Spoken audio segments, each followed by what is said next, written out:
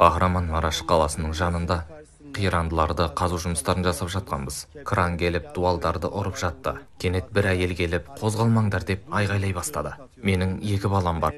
Олар осы қабырға, мына қабырғалардың астында деп суреттеп берді. Екеуін де мына жерден шығарып, құтқарыңдар деп бізге жалбарынды. Ол жерде жұмыс істеп жатқан барлық құтқарушылар кранмен бірге жұмысқа кірісіп кетті. Сілкіністен кейін нешінші күн еді?